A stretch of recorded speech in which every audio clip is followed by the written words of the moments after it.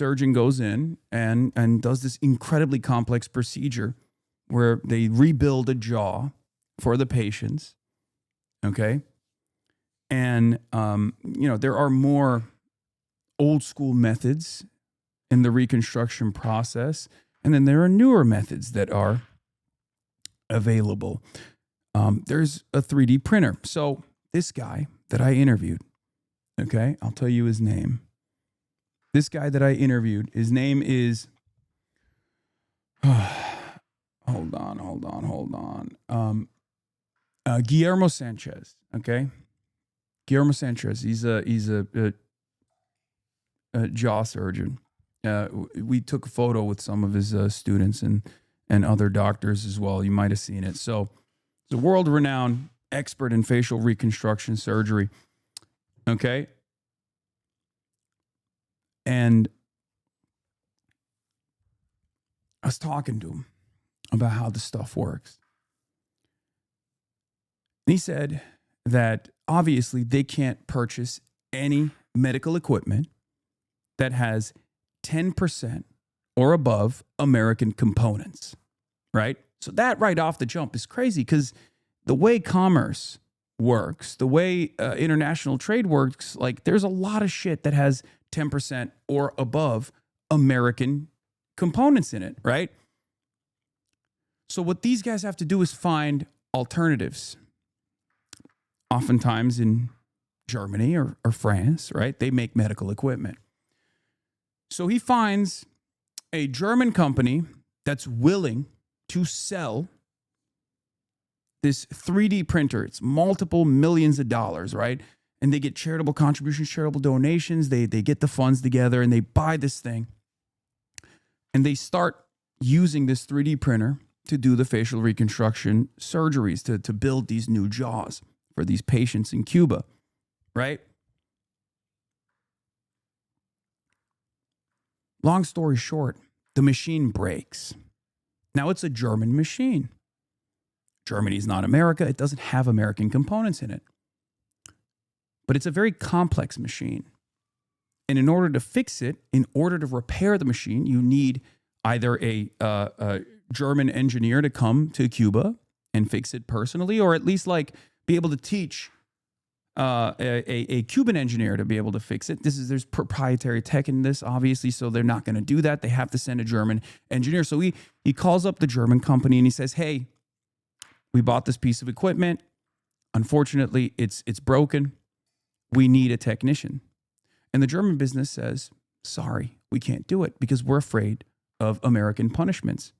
We cannot send a technician, nor can we send the necessary components to fix this multiple $million piece of equipment. So now it's just sitting in a fucking room. Now it's just sitting in a fucking room. And the impact of that is that either many of the Cuban patients that need this reconstructive surgery don't get it, and they have to go back to like older methods. Or if there's any sort of 3D printing that takes place, they have to go to Mexico. They have to go to their Mexican counterparts and lean into their Mexican counterparts or their Canadian counterparts in the field of medicine that are willing to take time out of their day to recreate these jaws so they can send it to Cuba, adding an unnecessary part into the process. Isn't that fucking unbelievable? That's just one story. I'm going to tell you, I talk to doctors, I talk to surgeons, I talk to nurses, I talk to neuroscientists. There is a story like this with every single person. Okay?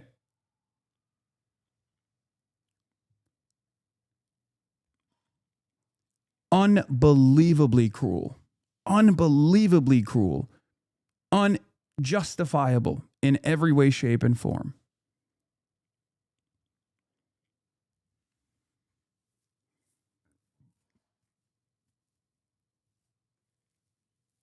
There's got to be someone we can find on Twitter that can fix it. You sound like Parenti talking about Cuba. Well, because Parenti also went to Cuba. And when you go to Cuba, especially at the time that he went to Cuba, things were different. Okay.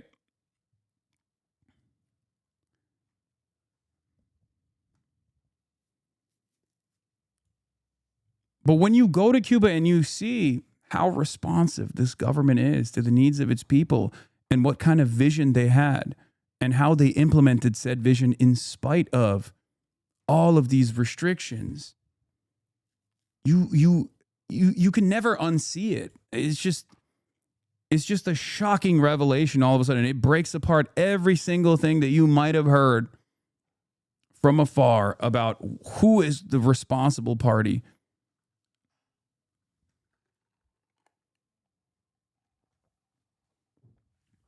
Will your interview with Jeremy Corbyn be in the doc? Yes. We will also release the interviews individually after as well. We're just going to put some hits, some major hits from the interviews that I conducted. First, the mini doc's going to come out. Then my Cosio interview is going to come out. It was like an hour and 30 minutes, almost 2 hours that I talked to the foreign vice minister. I brought up a lot of the, talking points, and I just like rapid fired them to get him to address some of these things. But it's, we'll of course react to them as well. Do you know when the ETA for it is? Yes, Austinox is working on it. Okay, it's very, very, very. It's like 8 hours of footage basically. I spent every waking moment, pretty much every waking moment filming when I wasn't traveling around, which was very difficult to do regardless, right?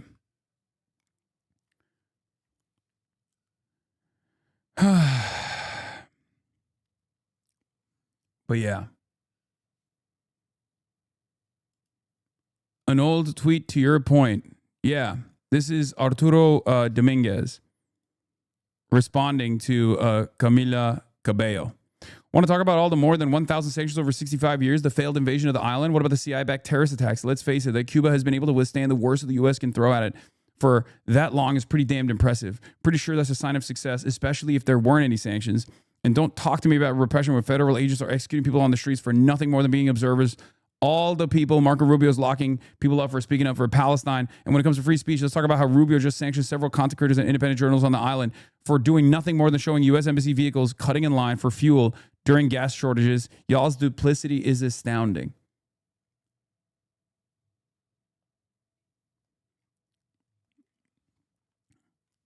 Yeah, people think like it's unbelievable. There's like people will be like, oh my God, there's like tremendous repression. Belly of the Beast is an independent news outlet that operates operates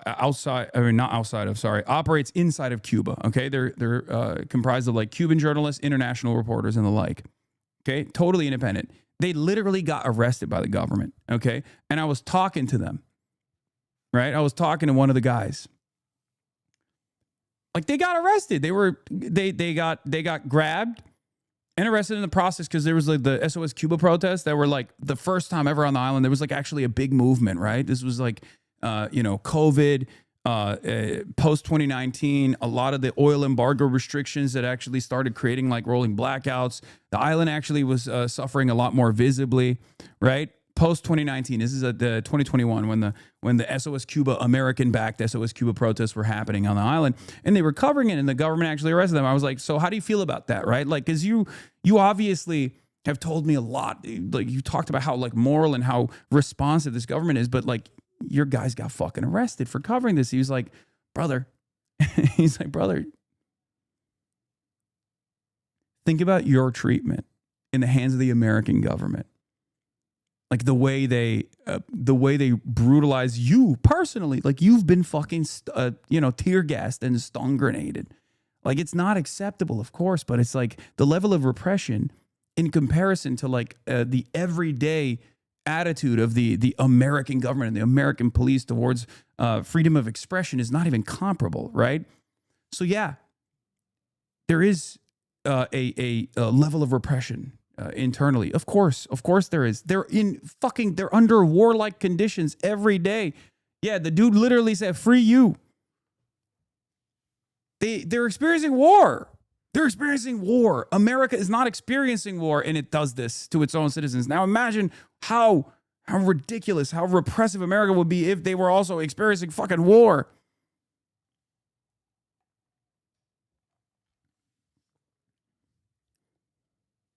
Also, that stuff is utterly irrelevant when we're talking about the sanctions. It's not relevant at all, right? Two things to be true at the same time. Yeah, a lot of Cubans want reform, but the embargo isn't making things better. If anything, the embargo is giving the people, giving the government more popularity. The government deserves the popularity. I will fucking stand on that, by the way. Yeah. And there are absolutely, here, I'll talk about the other side of this. Okay? I'll talk about the other side of this. Now that I've talked about the resilience of the island, the things that they've been able to accomplish, I'll talk about the other side as well. In 2019, while the oil restrictions were starting, which would then create a system of like rolling blackouts and visible poverty for the first time ever, according to like people that have been to Cuba before, according to people that have been living in Cuba for a long time, things started changing in 2019, right? It wasn't anywhere near as bad as it is currently because this is the maximalist version of the oil blockade. It's a full and total blockade, okay?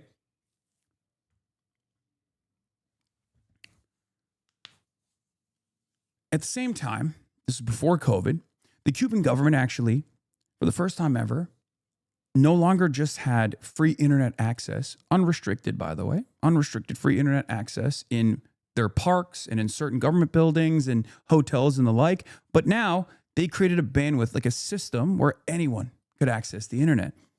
And that's where the fucking National Endowment Foundation propaganda, Spanish-speaking Twitter accounts started popping up, okay?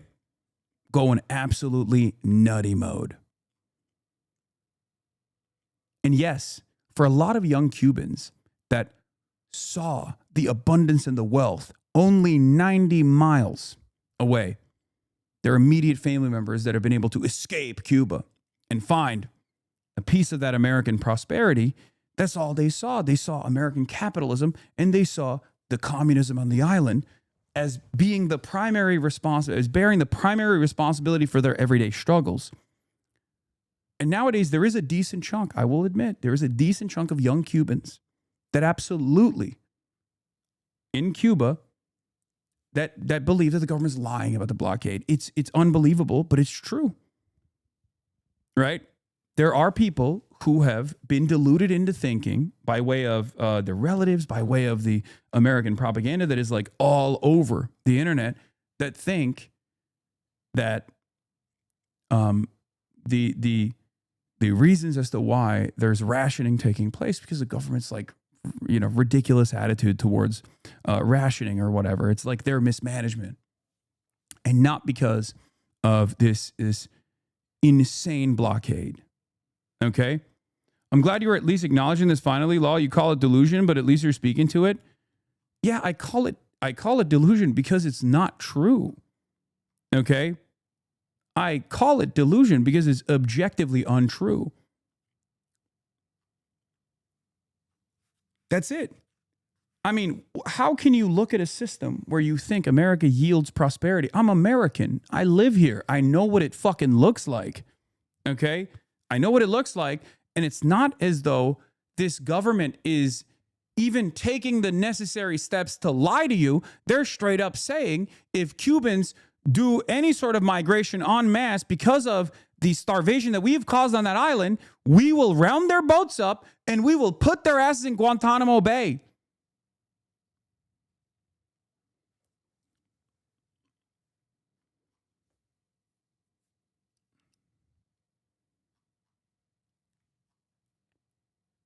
How can you sit there and assume this administration that has openly said, if Cubans try to fucking come to the United States of America, we're going to round them up and we're going to send their asses back to Guantanamo Bay with the military, and you're over there going, oh no, it's actually not this fucking government's blockade. It's actually,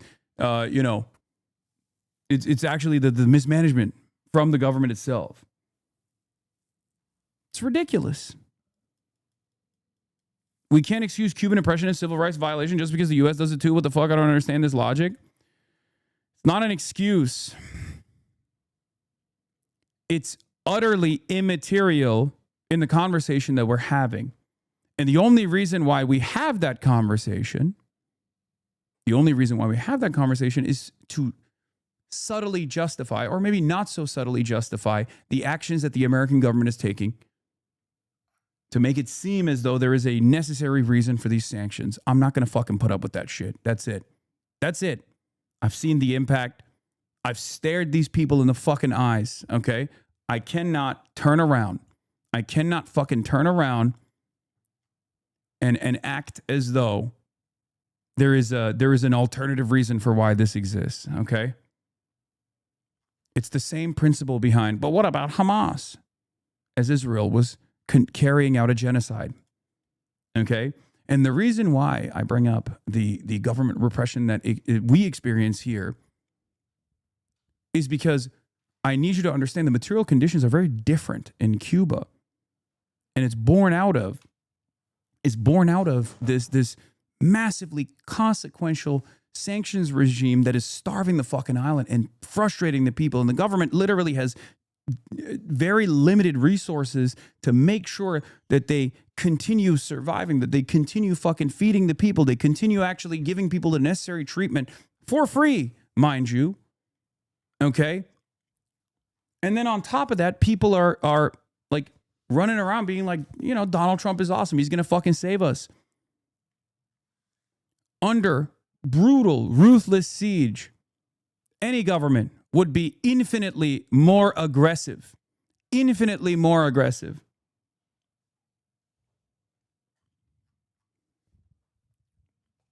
It's ridiculous.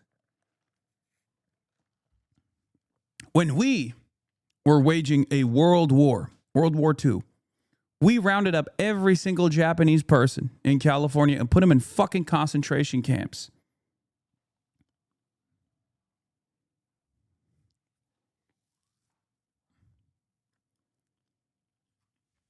Okay?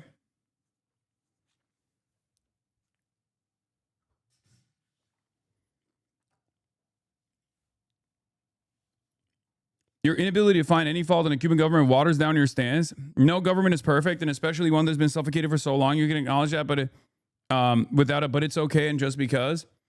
No, I don't think you guys understand. I don't think you understand the point I'm making here. Okay? I'm not here to make you feel good. I'm here to just tell you the fucking truth. That's it.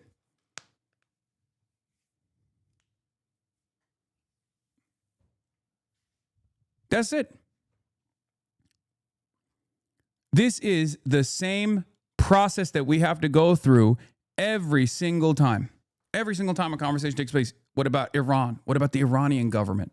Okay? What about Hamas? What about what Hamas does to his own people? If one much more powerful force is literally sieging this island nation with 11 million people, engaging in siege warfare, and the government is trying to maintain stability in the process, of course I'm going to try to get dumb fuck Americans to comprehend what that would look like if it happened here, by pointing to historic examples of what we have done when we weren't being sieged by a much more powerful force, but we were engaging in a world war where Pearl Harbor happened, and we put every single Japanese person in a concentration camp. What the fuck are you talking about? We engaged in the process of internment during our war, our world war. That's what governments do. They take a heavy-handed approach when they are constantly waging war. Now imagine what's going on in Cuba for 60 fucking years. These sanctions are not helpful. They are designed in a way where there is plausible deniability so that people that experience it eventually say, oh, the government is just lying about this blockade. It can't be this is all I've known. All I've known my whole life is just like fucking unnecessary poverty. This sucks. There's wealth right there, 90 miles out the coastline, prosperity. The reason why I'm bringing this part up, by the way, is because I need people to understand